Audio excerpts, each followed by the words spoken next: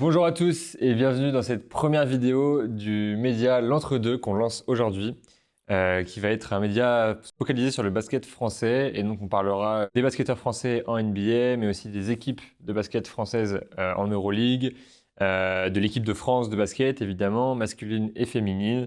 Voilà, on essaiera de couvrir toute l'actualité du basket français et des basketteurs français dans le monde. Et pour ce podcast, je ne suis pas tout seul puisque c'est un podcast qu'on fait à deux avec mon ami Charles. Charles, je te laisse te présenter. Bonjour à tous, bonjour Louis. Non, ça fait très plaisir d'enfin lancer ce podcast depuis le temps qu'on en parle à deux C'est sur le vrai. basket français. C'est vrai qu'on est des passionnés de basket depuis super longtemps tous les deux et que voilà, on est potes depuis longtemps, donc ça nous tenait à cœur de faire ce projet. Moi, c'est Charles, du coup, j'ai 20 ans et voilà, super content. Excellent. Moi aussi, je suis ravi.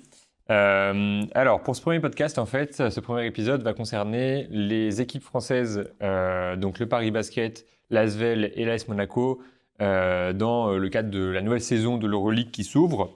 Donc, pour vous expliquer un peu comment fonctionnera notre média, en fait, Charles va être plutôt le spécialiste de l'Euroleague et des clubs français.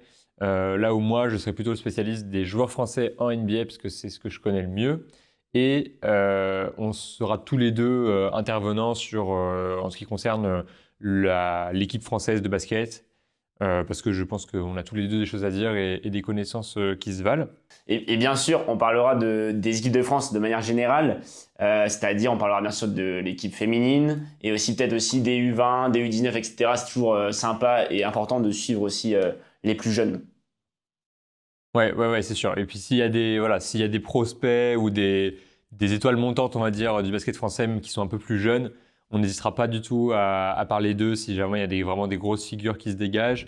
On essaiera d'anticiper ce genre de choses. Donc voilà, le but aussi, ça va être de pouvoir suivre l'actualité du basket français, mais aussi de pouvoir anticiper un peu l'avenir du basket français.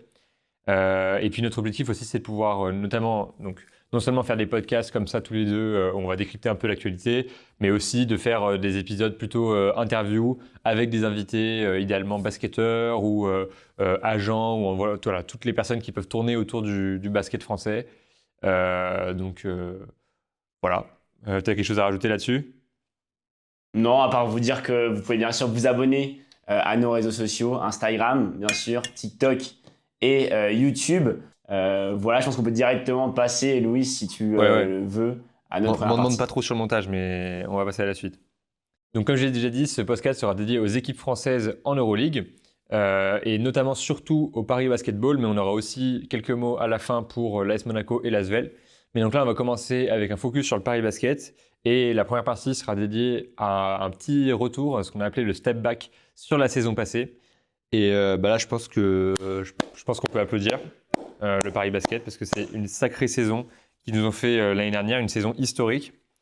Il y a eu un très gros palmarès, mais ce qu'on peut dire déjà, c'est quart de finaliste de l'Euroleague battu par le Fenerbahçe qui a fini par gagner l'Euroleague, donc pas du tout déméritant sur cette élimination en quart de finale au niveau du Paris Basket. Première Coupe de France Même pour si la... quand même, excuse-moi de te couper, Vas-y. Louis, même s'ils prennent un énorme 3-0, où ils n'ont pas hésité en fait dans ces trois matchs, mais c'est clair que quand tu perds face au Fenerbahçe qui après a battu notamment l'AS Monaco en finale, a sorti de très grosses équipes avant, ça reste une énorme prouesse et surtout de s'être qualifié en quart de finale pour une première saison comme ça reste fantastique quoi. Absolument, absolument. Champion de France pour la première fois de son histoire aussi, vainqueur de la Coupe de France. Je pense que je n'oublie rien. Et puis surtout, tout ça avec un nouveau coach, encore une fois, Thiago Splitter, pour qui c'était la première et dernière saison au Paris Basket, on y reviendra. Voilà, Thiago Splitter, on peut dire qu'il a apporté sa belle pierre à l'édifice de la jeune histoire du Paris Basket. Ouais, carrément. Après, on restait bien sûr sur ce qu'avait déjà créé et fondé comme base Thomas Issalo, qui était en fait le coach avant Thiago Splitter à la saison 23-24, qui s'était donc barré en NBA après son excellente saison où ils avaient gagné notamment l'Eurocoupe déjà, le Paris Basket. Et donc voilà, on a retrouvé un peu les mêmes principes, un jeu ultra rapide, tout terrain, avec énormément de côtés spectaculaires où ça va en fait super vite et il y a énormément de shoots à 3 points qui sont pris. Donc voilà, on restait vraiment sur les mêmes bases, mais ça restait, et tu fais bien de le dire, quand même une petite incertitude avant le début de saison, on va dire, avec l'arrivée encore une fois d'un nouveau coach, sans un gros CV. Enfin, on sait très bien que sur le plan du joueur, Thiago Splitter, c'était un joueur excellent. Il a notamment joué aux Spurs avec Tony Parker. Il a remporté À la grande NBA époque. avec les Spurs, à la grande époque, bien sûr, des Spurs. Donc non, il y avait quand même ce nouveau coach de ouf. Et puis, ce qui restait quand même la saison dernière et ce qui était assez fou, c'était cette colonne vertébrale, on appelle ça, de Beaune, qui était venue avec le coach Thomas Issalo. Beaune, c'est un club en Allemagne, où en fait beaucoup de joueurs, dont TJ Shorts, Tyson Ward et Colin Malcolm, il y avait aussi Seb Herrera, Kratzer, etc., on en reparlera, étaient restés l'année dernière après leur énorme saison en 23-24. Donc on partait quand même avec des solides bases, même si voilà, il y avait un nouveau coach qui était là. Et ça a donné une saison totalement folle en fait. Excellent, excellent. On peut aussi parler d'un homme qui est très important pour beaucoup de fans du Paris Basket, mais aussi beaucoup de fans de l'équipe de France. Je parle évidemment de Nadir Riffi. Alors, on reviendra sur son parcours avec l'équipe de France cet été parce que on aura des choses à dire là-dessus. On en reparlera plus sur la fin de la vidéo. Il me semble que c'est prévu comme ça. Tu me confirmes? Ouais. Mais voilà, on peut dire en tout cas que Nadir Riffi a fait une grosse saison. Qu'il a répondu aux attentes qui pesaient sur lui pour cette saison, c'est ça? Ouais, carrément. Il a été hyper bon. Meilleur marqueur du championnat de France. Élu meilleur Ouais. jeune joueur de l'Euroleague. Et puis voilà, on a des images en tête de ces tirs à 3 points totalement spectaculaires qui ont marqué la saison. Et on espère qu'il va faire une énorme saison cette année. Le projet, on en reparlera bien sûr, mais va tourner autour de lui. Et puis aussi, pour parler de la saison dernière, il y avait bien sûr ces joueurs de Beaune, il y avait Nadir Riffi, mais il y avait aussi des recrues comme Kevarius Hayes qui était arrivé de Kaunas, qui a apporté un peu cette expérience de l'Euroleague, où il avait déjà fait 2 ans en Euroleague. Il y a eu aussi un énorme Jan Tounen la saison dernière, avec pour sa première saison en Euroleague, qui mettait 7,5 points de moyenne, qui mettait presque près de 40% des réussites à 3 points. Et voilà, tu avais aussi Maodolo, Seb Herrera, Léopold Cavalière, en fait plein de joueurs qui ont super bien joué au final la saison dernière et qui expliquent ce succès de ouf du Paris Basket quand même pour quand même arriver en quart de finale de l'Euroleague. Donc voilà, c'était vraiment une saison Oui, tout à fait. folle. On peut ajouter aussi, il me semble que Nadir Riffi avait été MVP des finales en Coupe de France pour ajouter à sa saison folle 2024-25 où il a vraiment explosé. Hein. J'ai pas les chiffres de ses réseaux sociaux, mais il y a énormément de monde qui ont commencé à suivre Nadir Riffi en 2024. Je pense que c'est une sacrée année d'explosion pour lui au niveau de sa carrière. Et on rappelle qu'il a quand même que 23 ans. Donc voilà, hâte de voir la suite. On en reparlera en fin de vidéo de Nadir Riffi. Voilà, autre chose à dire sur la saison. On peut parler peut-être plus concrètement du jeu, où ça, on a déjà fait le tour. Ouais, globalement, voilà, on a déjà assez bien résumé la chose. Peut-être la dernière chose dont on peut se rappeler pour évoquer cette saison du Paris Basketball, surtout en Euroleague, même s'il ne faut pas du tout oublier leur titre de champion de France après une finale d'anthologie face à Monaco. Il y avait cette série folle quand même de 10 victoires de suite en Euroleague. Pour un novice, c'était un record d'ailleurs dans le basket français, 10 victoires de suite. Ils étaient pendant très longtemps premiers. C'était en octobre-novembre. Et on parlait même je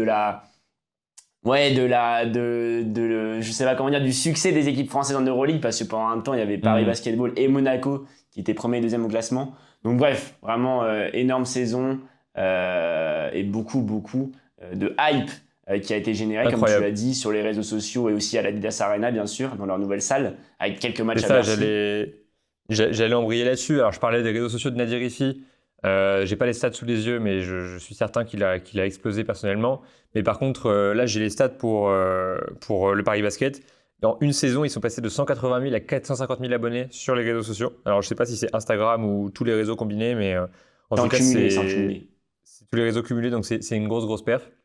Et après, même en termes d'argent, parce que c'est aussi ça qui compte dans le développement d'un club, il y a eu énormément, je crois, 9-10 millions d'euros de recettes au niveau de la billetterie et quasiment 1 million d'euros en termes de produits dérivés. Donc, c'est des belles recettes pour un club européen. Et surtout, pour un club français, c'est inédit, historique. Donc, on peut applaudir ça aussi et s'en féliciter parce que ça va permettre derrière de de pouvoir petit à petit être plus compétitif à l'échelle européenne. Et puis, on verra comment ça s'inscrit peut-être plus tard dans le projet de la NBA Europe qui arrive en 2027-28, qui va ramener, qui va, on va dire, élever encore plus les enjeux monétaires et financiers et toutes les dépenses des clubs et les salaires des joueurs. Mais en tout cas, c'est déjà un beau montant. Donc voilà, il faut aussi le souligner. Écoute, je pense qu'on a fait le tour sur le résumé de la saison passée. On peut peut-être passer carrément. à ce qui s'est passé cet été et tous les mouvements qu'il y a eu, parce que pour le coup, là, le Paris Basket ne nous a pas déçus en termes de mouvements. Je crois que, alors, moi, comme on l'a dit, je suis plus habitué à suivre la NBA, mais en NBA, voir une équipe qui change quasiment du tout au tout d'une saison sur l'autre. Alors, il y a beaucoup de mouvements en NBA, mais à ce point-là, c'est quand même assez rare. Donc, qu'est-ce que tu retiens, toi, Charles, des principaux mouvements là, de cet été au niveau du Paris Basket? Bah déjà, avant de parler des joueurs, et c'est vrai que tu l'as dit, il y a eu plus de 20 mouvements en termes d'arrivée et de départ, ce qui est assez fou, clairement. Avant de parler des joueurs, il y a déjà un énième changement de coach au Paris Basketball. C'est la 5e fois de suite que le Paris Basket commence une saison avec un nouveau coach. C'est quand même assez fou. Ouais. Et là, donc, on a affaire à un Italien cette saison, Francesco Tabellini. C'est Thiago Splitter qui est parti. Il a imité un peu Thomas Issalo qui était parti du côté de Memphis, si je le crois bien. Et Thiago Splitter, lui, il est parti dans le staff de Portland. Et donc, on a affaire à un nouveau coach italien, assez novice quand même. Il a fait une bonne première saison pour lui en Ligue des Champions la saison dernière. Il était en République tchèque. Le club, c'était Nîmes-Burg. Voilà. Ils avaient notamment battu Nanterre en Champions League, en Ligue des Champions, 100-77. Donc, grosse perf quand même.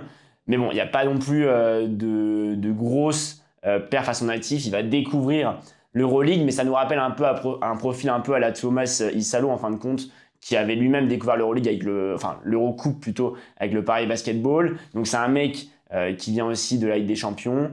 Donc voilà, beaucoup d'attentes, peu de certitudes, mais quand même, on peut s'attendre à des bonnes choses. Il y a l'interview de Yacouba Ouattara, qui est un des cadres clairement du Paris Basketball et qui sera encore plus un des cadres cette saison avec tous les départs, etc. Il a livré une interview après la défaite du Paris Basketball en Supercoupe le week-end dernier. Enfin là on tourne, mais la vidéo sortira encore plus tard. Mais voilà, le week-end dernier, il a dit que en fait c'était un entraîneur hyper rigoureux qui en demande énormément et notamment défensivement. Donc on aura peut-être un petit changement d'identité avec peut-être plus de rigueur défensive, là où avant le Paris Basketball, ça avait un peu cette notion, comment dire, voilà, il y avait un peu ce truc d'équipe spectaculaire. Et là, on va voir si ça va être un peu plus dogmatique, entre guillemets, s'il y aura plus de principes de jeu et moins un peu un jeu un peu fou. Mais à voir, il y a quand même... Voilà, Kahn, le président du Paris Basketball, ça lui tient à cœur de continuer à avoir cette image d'équipe super spectacle et qui fait le show. Donc je pense qu'on restera quand même dans ces eaux-là. Mais voilà, à voir. On en sait très très peu. Il y a plutôt une bonne préparation du Paris Basketball, même s'ils se sont fait totalement ouvrir en Supercoupe le week-end dernier. Donc à voir. On va juger ça avec les premiers matchs en Elite et en Euroleague. Moi, quand j'ai vu cette interview de Yacouba Ouattara, ça m'a fait très plaisir parce qu'effectivement, avoir un coach avec un profil plus défensif, c'est clairement, je pense qu'il va manquer cette saison au Paris Basket et ça peut être très bien. Et surtout, je pense à Nadir Riffi qui est souvent critiqué pour sa défense, en tout cas qui est salué beaucoup plus pour ses actions spectaculaires que pour son profil défensif. Pour lui, ça peut être très utile de pouvoir se former et devenir meilleur et aussi pour pallier à malgré tout sa petite taille qui est une grosse limite sur le point défensif. Donc voilà, je pense que ça va être bon pour lui et je pense pas que ça lui pose problème parce que Nadir Riffi, d'après moi, c'est pas quelqu'un qui a un problème ou qui n'aime pas défendre. En fait, c'est surtout quelqu'un qui techniquement préfère l'attaque, qui est meilleur en attaque, qui a un profil hyper attaquant et qui défensivement est limité par sa taille. Mais voilà, s'il y a un coach qui peut aussi lui apporter de l'aide sur ce point-là pour l'aider à se développer sur cet aspect-là du jeu qui est clairement son plus gros point faible. Je pense que ça peut, en tout cas, ça augure un très bon recrutement. On verra évidemment, on va pas mettre la charrue avant les bœufs, on jugera sur pièce le nouveau coach. En tout cas, donc Francesco Tabellini, on en a parlé. Au niveau des joueurs, c'est là aussi qu'il y a eu énormément de mouvements, plus de 20 mouvements, comme tu le disais. Donc là, je pense tout de suite au départ, évidemment, du légendaire TJ Shorts, qui quitte le Paris Basket après l'avoir si bien incarné. Donc très triste en tout cas pour le club, mais heureux pour lui. Qu'est-ce que tu en penses de ce départ de TJ Shorts? Bah, c'était un départ inéluctable dans le sens où, voilà, après une énorme saison comme ça, quand tu sais qu'il y a des énormes cylindrés qui ont beaucoup plus de budget que le Paris Basketball, tu t'attends à perdre beaucoup de joueurs, c'est ce qui s'est passé. Tu t'attends à perdre ton meilleur joueur, la grosse légende, la plus grosse légende de l'histoire récente donc, du Paris Basket. Donc voilà, tout le monde s'y attendait, on le savait. Ce qui a été fou, c'est que jusqu'au dernier moment, jusqu'aux dernières minutes, il a tout donné pour le Paris Basket. Et voilà, on aura vraiment cette image de ce mec qui mouillait le maillot à fond, qui avait un jeu hyper atypique, bien sûr, avec sa très petite taille et son shoot chirurgical à mi-distance. Donc non, ça fait de la peine de le voir partir. Il part au Pana, quand même, c'est la suite logique un peu pour lui, l'un des plus gros clubs d'Europe. Donc bon, voilà, ce sera quand même ce géant-là, aux 6 titres de MVP, dont les 2 derniers en Betclic Elite, élu dans le 5 majeur de l'Euroleague la saison dernière. Donc non, c'est tout bonnement incroyable. Il y a d'autres départs qui sont importantes au-delà de TJ Shorts dont faudrait qu'on parle absolument. Oui, bah déjà on peut les citer. Il y a quand même eu Tyson Ward qui est parti, Jan Tunen, Kevarius Hayes, Maodolo, je les ai là, Colin Malcolm, Leon Kratzer, Banjassi. C'est quand même énormément de joueurs qui constituaient vraiment la colonne vertébrale de l'équipe. Parce que tout Tout l'effectif le monde quoi, est ouais, parti. clair. Si moi je devais garder un joueur, à part bien sûr TJ Shorts, qui m'a épaté et que j'aurais aimé bien sûr et que le voir rester à Paris, c'est quand même Tyson Ward. Parce que c'était vraiment le chien de garde du Paris Basketball. C'était le fidèle lieutenant de TJ Shorts. C'était le défenseur fou. Theo Splitter me disait même que c'était le meilleur défenseur en Europe. Je ne sais pas si c'est vraiment vrai, mais en tout cas, il était là, très complet. Il avait un bon shoot à 3 points aussi. Puis voilà, il amenait cette fougue dont j'avais parlé en début de vidéo de Bone, où on les a vus, les vidéos hyper relayées dans les vestiaires ou avant les matchs. Tous les joueurs commencent à crier, ils lâchent cette pression, etc. C'était vraiment un moteur du vestiaire aussi, Tyson Ward. Cette coupe avec un peu la choucroute, etc. Enfin bref, pour toutes ces raisons-là, je pense qu'il va beaucoup nous manquer cette saison. Mais bon, dans le cadre général, c'est vrai que c'est très triste de les voir tous partir. Mais bon, on va en reparler, mais il y a eu des arrivées quand même, beaucoup d'arrivées qui peuvent, pourquoi pas, nous aider à passer à autre chose. Voilà, c'est un peu comme avec une ex, tu vois, on en récupère d'autres. Je rigole, ça n'a rien à voir, bien sûr. Mais justement, maintenant que TJ Shorts est une ex, qu'est-ce qui vient le remplacer en fait? Est-ce que la question centrale, je pense, on peut le dire de cette preview, ça va être de savoir est-ce qu'on va avoir la relève de TJ Shorts la saison prochaine? Est-ce qu'on va avoir quelqu'un qui sera comme ça le leader et même sur le terrain, au-delà du rôle de leader, est-ce qu'il va y avoir quelqu'un pour remplacer tout ce qu'apportait TJ Shorts sur le terrain, offensivement? Est-ce qu'il y a un profil comme ça qui a été recruté cet été? Bah ouais, alors en tout cas, il y a un successeur qui a été désigné, un Américain, voilà, tout comme TJ Shorts, Justin Robinson. 1m85, il a fait toutes ses classes, en tout cas jeune, aux États-Unis. C'est un profil complet, plutôt un bon shooter. Il a joué en Italie la saison passée. Il sort d'une bonne saison dans le championnat italien, du côté de Trapani, où il met environ 15 points de moyenne, 6 passes, et une réussite à 3 points quand même honorable avec 38,9%. Donc voilà, c'est très peu encore, on en sait très peu sur ce joueur-là parce qu'il n'a pas joué de compétition européenne. Donc c'est un peu un pari. Mais bon, à voir ce que ça donne. On va vite pouvoir le juger en tout cas dès la semaine prochaine avec l'Euroleague, etc. Mais en tout cas, c'est lui qui a été désigné comme son successeur. Voilà, mon cher Louis. Ouais, et c'est aussi un très bon shooter, donc c'est aussi quelque chose qui va être important dans cette équipe du Paris Basket, avoir du shoot. Alors on sait que Nadir ici aime beaucoup le 3 points, mais c'est pas forcément le meilleur de l'équipe, et surtout avec l'arrivée de Justin Robinson, là on a vraiment un sharpshooter dans l'équipe, une gâchette. Et puis ça change très tout fiable, aussi donc, en termes de taille, parce qu'il fait quand même 1m85, c'est plus que TJ Shorts. Donc ça va, avec ce tir à 3 points qu'on n'avait pas Shorts, c'est clair qu'on peut s'attendre à un nouveau style de jeu, ou en tout cas un nouveau style de main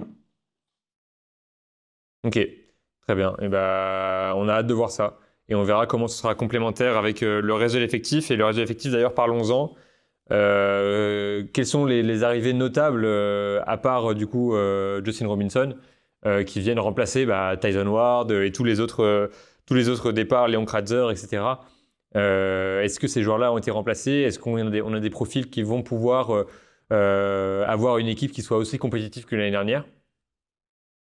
Alors encore une fois, c'est un peu l'inconnu parce que c'est pas des énormes pointures qui ont été prises, mais c'est des gens avec de l'expérience, notamment un mec qui nous vient tout droit de NBA, Lamar Stevens, qui est un ailier, donc qui sera amené à remplacer Tyson Ward.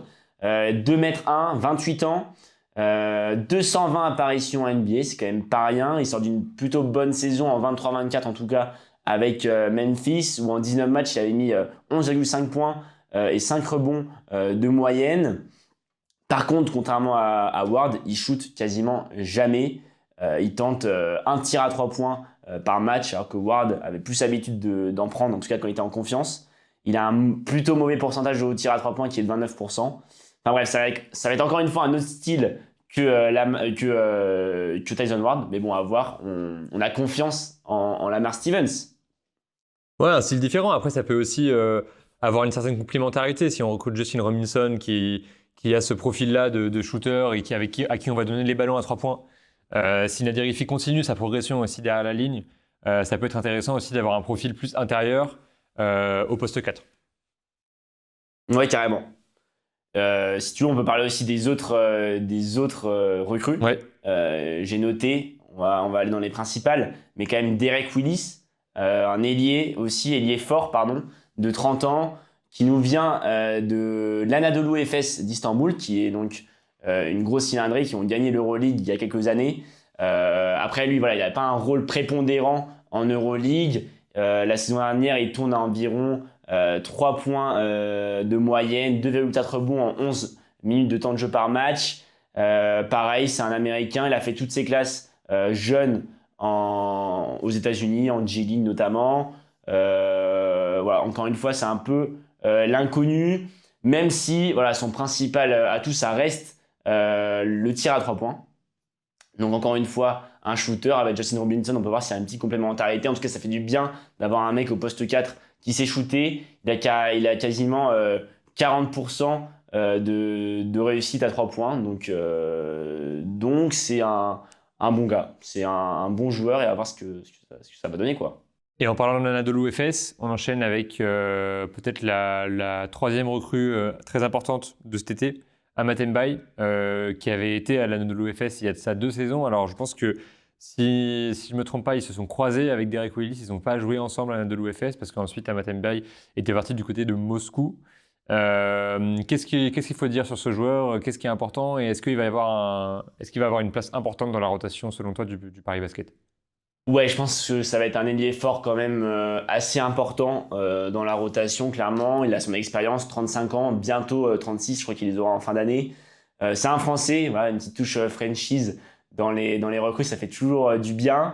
Et on le connaît bien parce que voilà, 43 sélections d'équipe de France. Il a beaucoup joué quand même avec Vincent Collet notamment. Il a disputé la Coupe du Monde en 2019 avec les Bleus, où il remporte la médaille de bronze. Alors bien sûr, c'était pas du tout un cadre de l'équipe de France, mais voilà, il était là, il a ce vécu-là, et ça peut être pas mal dans une équipe qui manque quand même d'expérience, avec des recrues qui n'ont pas énormément de certitude, de points forts en termes d'expérience.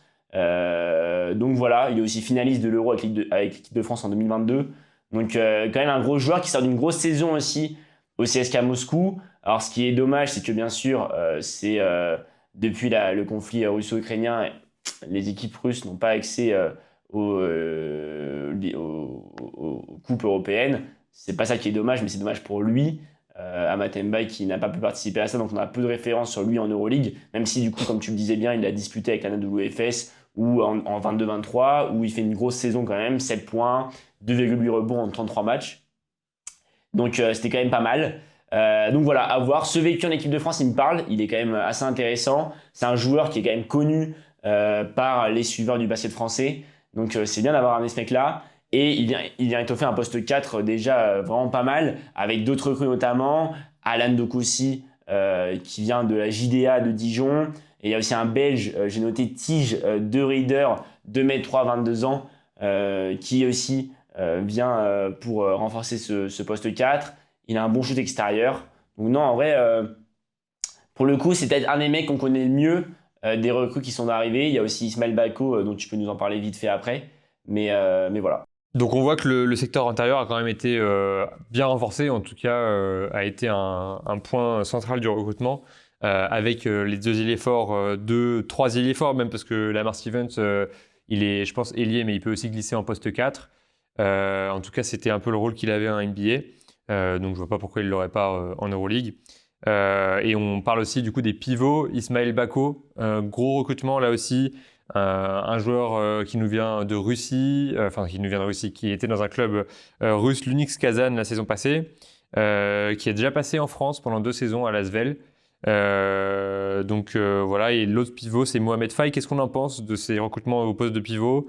Est-ce qu'il y a un gros renforcement? Avec les départs surtout de Léon Kratzer et Kefar Seys, il y avait quand même besoin de remplir, de re-remplir ce secteur intérieur. Donc j'ai l'impression que ça a été un point de focus du recrutement de cet été. Et toi, tu penses que ça a été un objectif rempli? Est-ce que tu es satisfait du recrutement sur ce point-là?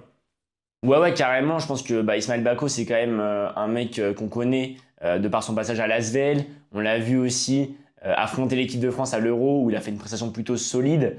Voilà, pas non plus une énorme pointure en termes de pivot, c'est clair. Mais à voir ce que ça donne. Et je pense qu'on peut mettre beaucoup d'espoir dans lui.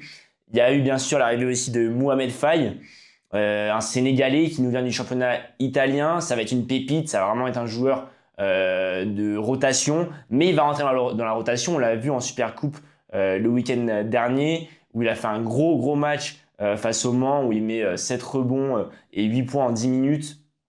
Enfin, il a quand même déjà apporté. Il aura un tout autre gabarit et ça peut être intéressant de le voir dans la raquette.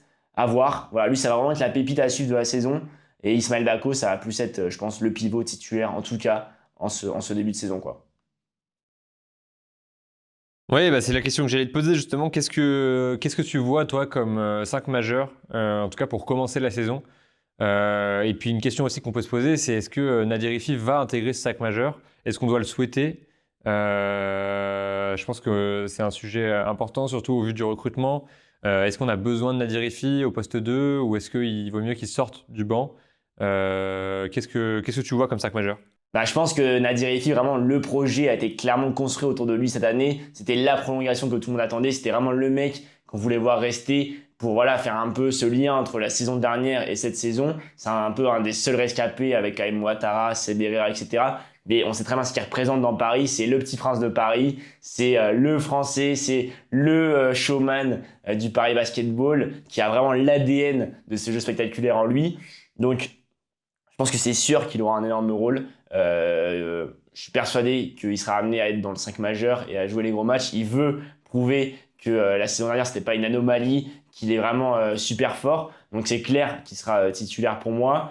Après, on peut imaginer un peu une colonne vertébrale autour du coup Ifi, bien sûr, mais de Robinson, voilà, le remplaçant de TJ Shorts. Peut-être d'Ismaël Bako, du coup, quand même, en poste 5. Et on peut, pourquoi pas, aussi attendre un Yakuba Ouattara, qui était déjà là la saison dernière, apporter aussi sa touche. Pareil pour Seb Herrera, qui a joué énormément en deuxième partie de saison dernière, qui a joué dans les gros matchs d'Euroleague aussi, le Chilien. Donc très très dur de savoir qui va démarrer, de savoir quel va être le 5 majeur. Mais voilà, en tout cas, Nadir Riffi, pour moi, c'est évident qu'il va être titulaire et qu'il aura un énorme rôle à jouer. Ouais, Avec le c'est Paris Basket. intéressant. Je voulais avoir ton avis là-dessus parce que c'est vrai qu'aussi Nadir Riffi, il a ce rôle en sortie de banc de venir apporter un peu d'explosivité. Et c'est intéressant d'avoir comme ça un 6e homme qui était donc son rôle la saison passée, qui peut rentrer au milieu du premier quart-temps et venir apporter un punch et une aide au démarrage une fois que l'équipe A, on va dire, en tout cas le 5 majeur, a commencé le boulot. Donc à voir s'il peut bien s'imprégner de ce nouveau rôle dans le 5 majeur qui va du coup effectivement peut-être lui être accordé. Parce qu'il y a aussi peut-être un conflit avec Justin Robinson sur ce poste-là, parce que malgré tout on a quand même recruté un meneur qui fédère beaucoup d'espoir aussi, hein, Justin Robinson qui a un profil intéressant. Et à voir s'il va y avoir une complémentarité qui va être trouvée entre ces deux-là, qui seraient tous les deux possiblement dans le 5 majeur. On sait que Nadir Rifi, c'est quelqu'un qui aime bien aussi avoir la balle, qui aime bien être à la création. Donc voilà, il va falloir trouver potentiellement une bonne complémentarité entre ces deux profils. Mais c'est quelque chose qui est possible, hein. Après, je suis curieux aussi de voir comment Derek Willis, moi, va évoluer dans l'effectif. C'est vrai que c'est quelqu'un qui, je pense, a beaucoup de potentiel et peut amener quelque chose d'intéressant avec sa qualité de shoot, dont le Paris Basket va avoir besoin. En tout cas, on peut avoir une équipe, en tout cas un 5 majeur, qui pourrait avoir vraiment de la gueule au niveau du shoot. Et avoir surtout avec l'apport de Francesco Tabellini si ça suit défensivement. En tout cas, Nadir Rifi n'est peut-être pas le profil défensif à avoir aussi dans le 5 majeur. C'est aussi ça l'intérêt de l'avoir en sortie de banc. C'était pour mettre un peu le verrou dès le début de match et ensuite apporter un punch offensif une fois le match bien entamé. Mais c'est vrai que là, la logique, je te suis là-dessus, la logique du projet va dans le sens d'un Nadir Rifi dans le 5 majeur. Et après le départ de TJ Short, c'est vrai que dans tous les cas, ça laisse quand même un vide, un certain vide à la main et à l'extérieur, qui va devoir du coup forcément combler dans le 5 majeur. Donc on verra. On verra comment ça se déroule, mais ça va être un défi en tout cas pour Nadir de s'approprier ce nouveau rôle. On peut peut-être faire un petit point sur le calendrier d'Euroleague, à moins que tu veuilles rajouter encore quelque chose sur le sujet du Paris Basket. Ouais, juste pour rajouter deux trois trucs quand même. On a oublié de citer deux trois recrues quand même qu'il faut totalement évoquer, notamment l'arrivée de Joël Ayayi quand même qui sort d'une très grosse saison à Bourg-en-Bresse et qui va carrément apporter avec son style polyvalent de voilà, il peut jouer sur les trois postes extérieurs. Enfin, c'est carrément une belle recrue pour le Paris Basketball. Il y en a un autre aussi, un ancien de la JL Bourg qui arrive, Jérémy Morgan, qui sort d'une saison plutôt compliquée lui par contre à Jérusalem. Donc voilà, il y a eu quand même beaucoup de recrues. Si je peux apporter un dernier avis sur ce mercato, on n'est pas au football, mais sur ces transferts du Paris Basket, je dirais que c'est quand même un peu dommage de ne pas être allé chercher Jerry Carding, qui était le meilleur marqueur de la Liga Endesa, donc la Ligue espagnole la saison dernière du côté de Andorre, où il tournait à plus de 20 points de moyenne par match, ce qui est quand même assez ouf, avec 48% au tir et 37 à 3 points. Donc voilà, ça aurait été un peu un coup à la TJ Shorts où tu fais venir un des tout meilleurs meneurs d'Europe hors Euroleague, etc. Donc voilà, je sais que le Paris Basketball avait formulé une offre, au final ça s'est pas fait, ils se sont tournés sur Justin Robinson. Mais voilà, un petit peu dommage de ne pas avoir pris un peu ce mec-là qui avait vraiment un CV pour le coup, qui sortait d'une énorme saison. Mais comme on l'a dit depuis le début, je pense que ça va être quand même assez prometteur, en tout cas, ce recrutement. Et la saison s'annonce quand même plutôt belle, en tout cas en Baltic Elite, où il reste quand même avec un effectif clairement pour jouer le top 3 de la phase régulière. Et pourquoi pas une belle performance en playoff, même si on en reparlera. Monaco arrive avec une cylindrée historique, je pense, et un effectif totalement incroyable, quoi. Effectivement, c'est un bon point que tu soulèves. C'est dommage de ne pas avoir réussi à avoir Jerry Carding. On se retrouve avec Justin Robinson qui n'a pas encore d'expérience européenne. Après, on peut que souhaiter que il arrive à faire ses preuves au plus haut niveau européen. En tout cas, moi, je pense qu'il a le profil et qu'il peut réussir, qu'il a toutes les qualités pour. Mais c'est vrai que c'est dommage de ne pas avoir réussi à récupérer ce profil très intéressant. Et juste pour rebondir aussi quand même sur Nadir, avant de passer au calendrier de l'Euroleague, t'as raison. Ce que je voulais dire, c'est que j'ai pas non plus envie de voir une IFI dépendance, voilà, que tout tourne autour de lui. On l'a un peu vu dans la première édition de la Super Coupe LNB qui a eu lieu la semaine dernière, où voilà, en demi-finale, il met 27 points, ce qui est quand même assez énorme. Et au final, le Paris Basketball s'écroule et il perd face au Mans de 3 points, 90-87. Pareil, et c'est peut-être encore plus visible en petite finale où en fait il met 16 points en je crois 11 minutes dans la première mi-temps. Le Paris Basketball est totalement au-dessus de Boulazac et puis après il s'effondre totalement et c'est tout le Paris Basketball qui s'écroule avec lui et ça termine par une énorme défaite du Paris Basketball face à Boulazac. Quand même ça fait un peu mal, donc bon, ça reste la fin de la préparation comme l'a dit Ouattara, ça reste pas encore la Betclic ni l'Euroleague, mais attention à ça, attention à cette IFI dépendance. Ouais, ça c'est clair. En tout cas, il va y avoir beaucoup de poids sur les épaules de Nadir Riffi et d'autant plus, on va dire, auprès du public français depuis sa prestation à l'Eurobasket qui était quand même très mitigée. Il a eu vraiment des grosses difficultés, notamment à 3 points. Après, ça c'était le cas aussi de toute l'équipe, hein, donc on ne peut pas tout remettre sur le dos de Nadir Riffi, mais on ne peut pas dire que les entrées de Nadir Riffi pendant cet Euro ont été très concluantes. D'ailleurs, il avait quasiment été écarté de l'équipe hein, jusqu'à la blessure de Mathieu Strazel. Donc après, c'est encore un jeune joueur, donc il a tout le temps qu'il faut pour faire ses preuves. Mais voilà, je pense que là, ça va être une saison très charnière où il va falloir qu'il confirme toutes les attentes et aussi ce qu'il a réussi à prouver lui-même de son côté l'année dernière. Et en fait, il va falloir, je pense, qu'il se transforme, notamment s'il est inclus dans le 5 majeur avec un poste durable au poste de meneur ou au poste d'arrière. D'ailleurs, ça dépendra comment la répartition se fait par le coach.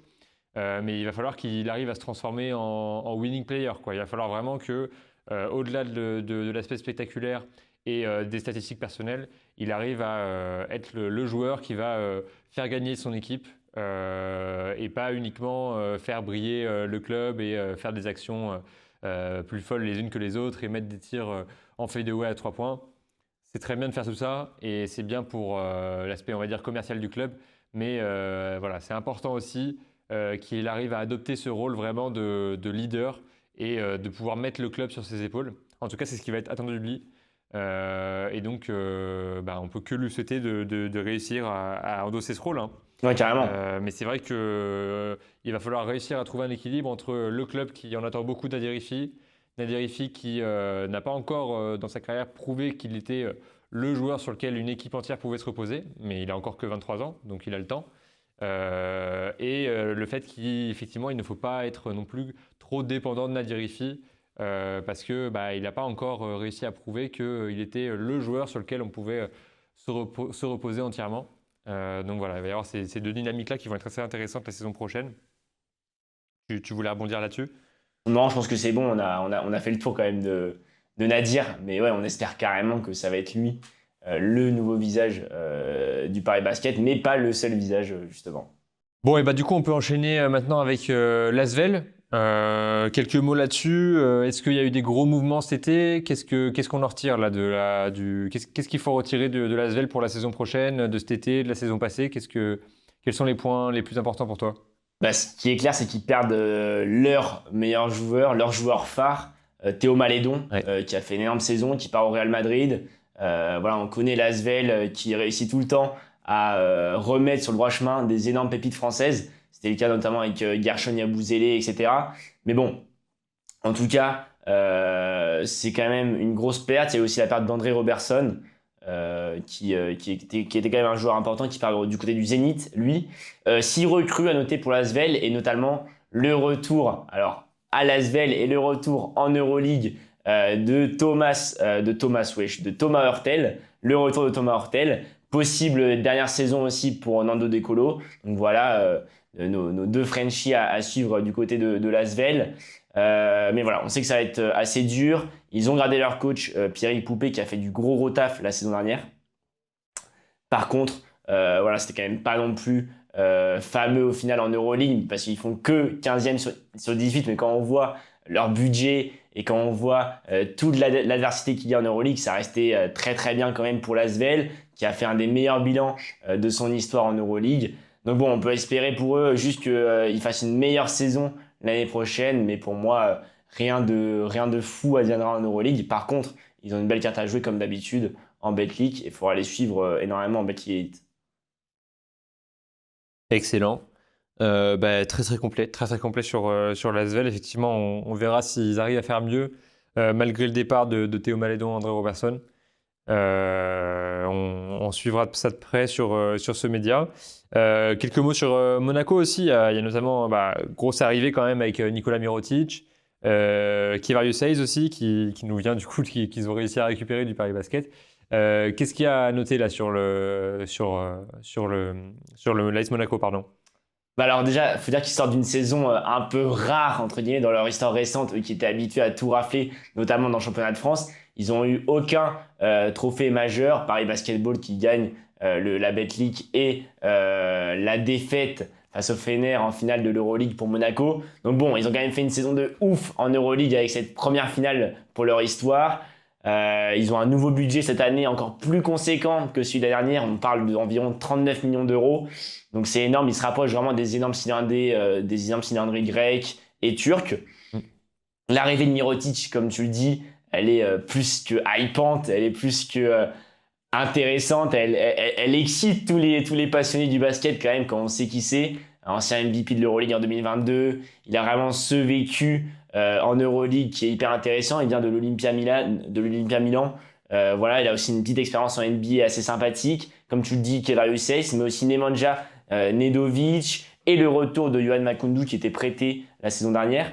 Donc non, en vrai, ils ont étoffé leur effectif de ouf. Parce que Daniel Theis est resté, parce que Mike James est resté, parce que Okobo est resté. Par contre, ils perdent quand même une des stars de l'Eurobasket, que tu as pu bien sûr voir, je pense, Louis, Jordan Lloyd, qui a fait un Euro de ouf avec la Pologne.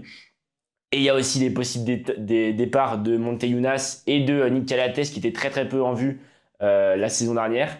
Donc voilà, quand même 3 départs, en tout cas un confirmé et peut-être 2 autres assez importants. Mais quand on voit voilà, justement qui est arrivé, quelles sont les nouvelles recrues, on est quand même assez confiant pour cette saison. Moi, ce que j'ai envie de dire, c'est ce qui compte et ce qui est hyper intéressant aussi, c'est que Mike James est resté. Voilà, je ne sais pas si vous vous souvenez, mais l'année dernière, ça avait très très mal fini pour lui à Monaco.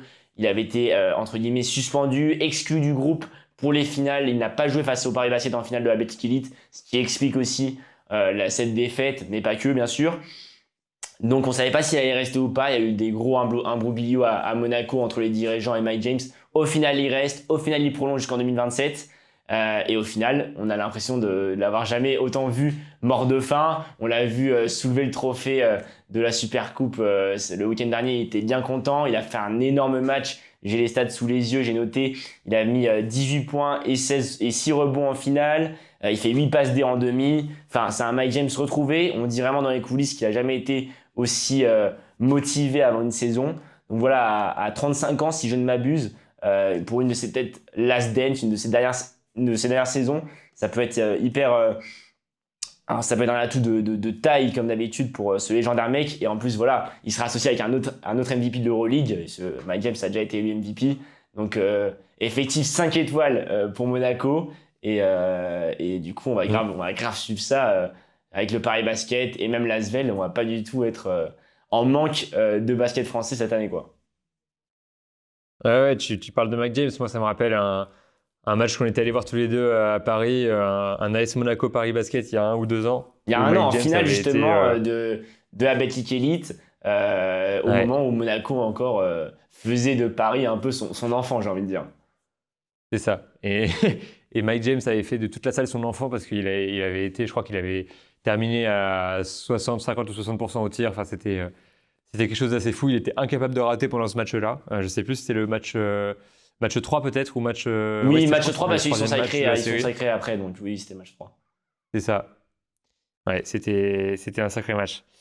Très bien, bah oui, mais de toute façon, moi, en tant que fan de NBA aussi, Nikola Mirotic, on s'en rappelle sous les couleurs de Chicago, et puis un petit passage aussi aux Pelicans juste après. Mais c'était quand même un joueur en NBA qui tournait à 10-15 points de moyenne pendant plusieurs saisons d'affilée, avec des saisons assez complètes. Donc, non, Nikola Mirotic, c'est une grosse arrivée pour l'AS Monaco. Donc, moi, personnellement, j'ai hâte de voir ce que ça va pouvoir donner. Écoute, je te propose de faire un petit point sur le calendrier là, des semaines à venir au niveau de l'Euroleague. Quels sont les prochains matchs pour toutes ces équipes? Alors, le premier match, pour revenir sur le Paris Basket, c'est ce mercredi 1er octobre. Donc, normalement, le podcast sortira bien sûr avant. Et quel match! Premier déplacement pour le Paris Basketball et c'est directement sur le terrain du Fenerbahçe. Comme on l'a dit tout à l'heure, ils n'ont pas un très très bon souvenir de leur dernier match là-bas où ils se sont fait totalement plumer les 2 fois où ils sont allés là-bas en play-off d'Euroleague. Mais bon, ils vont enchaîner après avec le Maccabi Tel Aviv et le premier match à domicile. Ce sera face à la Virtus Bologne. Donc voilà, en 3e journée de l'Euroleague. Et j'ai envie de dire pour nos aficionados du Paris Basketball qui se rendront au stade, la première immense affiche à l'Adidas Arena ou peut-être à Bercy à voir où ils la mettent à ne pas manquer, ce sera la réception du Pana le 11 novembre pour la 10e journée. Je te continue si tu veux, Ouais. Louis, pour l'Asvel et pour Monaco rapidement. Le premier match de l'Asvel en Euroleague, c'est aussi le 1er octobre à 20h et c'est la réception de Valence, un nouvel arrivant plutôt. Et après Monaco qui, lui, va recevoir Kaunas à 19h30 aussi le 1er octobre. À savoir, bien sûr, ce qui me fait penser et ce qu'on n'a pas dit, on aurait dû le dire un peu plus tôt, c'est que l'Euroleague, bien sûr, passe à 20 équipes cette année quand même, avec l'arrivée de Dubaï, de Valence et de l'Hapoel Tel Aviv. C'est l'Alba Berlin qui perd sa place. Donc voilà, ça va être vraiment une saison dantesque à suivre. Et encore plus avec les arrivées un peu à la fois excitantes, mais aussi un peu bizarres, j'ai envie de dire, de Dubaï dans l'Euroleague, avec un effectif pléthorique. Ils ont notamment pris Mam Jaïté quand même. Donc voilà. Ouais, on peut peut-être passer à la partie pronostic rapidement au niveau de l'Euroleague, sans parler des phases finales, mais d'abord sur comment on dit d'ailleurs? On dit les phases de... Pour la saison régulière. On dit saison régulière, on dit Ouais, quoi? saison Ouais, régulière. saison régulière? Ok. Sans parler des phases finales, mais déjà sur la saison régulière, je vais te laisser commencer avec ton pronostic pour chacune des trois équipes, et puis après, je donnerai les miens. Où est-ce que tu vois chacune de nos trois équipes françaises en termes de classement pour l'Euroleague? Pour le Paris Basket, moi, je vois vraiment au moins un top 10 en saison régulière. Je vois bien même accrocher cette place, un peu comme l'année dernière, vous avez fait 8e. Là, je les vois bien 7e quand même, accrocher un petit play-in assez sympa. Alors bien sûr, je suis hyper confiant parce qu'on ne sait pas ce que ça va donner avec toute cette nouvelle équipe. Mais bon, on peut s'attendre quand même à une Adidas Arena en feu, avec des matchs à guichet fermé très souvent, avec le COP Parisis qu'on adore tant et qui met autant d'ambiance. Donc je pense que vraiment, il y a un truc à faire en tout cas à domicile. À voir bien sûr si FI va confirmer, etc. Il y a beaucoup de questions, mais ouais, un top 10, même une 7e place en play-in, ça peut être énorme, ouais. Ouais, bah, concernant le Paris Basket, moi, je vais être un peu moins optimiste. Je les vois même sortir de top 10, je pense qu'ils vont peut-être être, allez, je dirais 12e. Malheureusement, j'ai l'impression que l'effectif s'est quand même vachement amoindri. Le départ de TJ Shorts, à mon avis, va faire mal et j'ai du mal à voir qui va pouvoir vraiment remplacer et combler tout le vide qui va être laissé.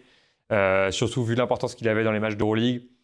Voilà, je pense qu'avec tout le changement d'effectif aussi, il va y avoir quand même un peu de temps avant de trouver un équilibre, avant de trouver des systèmes, avant de trouver le rôle de chacun. Il y a aussi pas mal de joueurs qui n'ont pas encore d'expérience européenne, donc pour moi, je pense qu'il va y avoir quand même plus de difficultés que ce à quoi on s'attend. À mon avis, la fanbase va continuer à être présente, mais voilà, je vois quand même un peu de difficultés pour le Paris Basket et malheureusement, je les vois sortir du top 10 à titre personnel, donc je vais dire 12e. Voilà, ce sera mon prono. Ok, bah, je ne le partage pas du tout en tout cas et je prie pour que tu aies tort. Non, mais j'espère que j'aurai tort aussi. Je te laisse enchaîner avec ton prono sur l'Asvel. Bah, pour l'Asvel, on peut s'attendre à avoir un peu les mêmes standards que la saison dernière, ou peut-être, si on est optimiste, un peu mieux. Mais ouais, ça va rester assez dur quand même. C'est un des plus petits budgets de l'Euroleague. Donc sur une Euroleague à 20, déjà être autour de la 15e place, ça serait vraiment pas mal, je pense. Donc ouais, on va dire 15e avec une grosse dernière saison de Nando De Colo. Ouais, bah sur l'Asvel, je te rejoins aussi. Je pense effectivement que ça va être assez compliqué. Tu as dit l'essentiel, hein. 15e, ça me semble pareil un peu optimiste. Moi, je vais plutôt viser la 17e place à mon avis. Après, toi, t'as un peu quand même un Je... rabat-joie. Enfin, essaye de mettre un peu d'entrain dans tes pronostics, Louis. Non, non, mais moi, j'essaie d'être surtout réaliste et de ne pas faire de fausses promesses à nos fans des clubs français en Euroleague. Donc voilà, je vais partir sur la 17e place pour l'Asvel et bah, je pense que la saison me donnera raison, mais on fera un bilan en fin de saison, évidemment.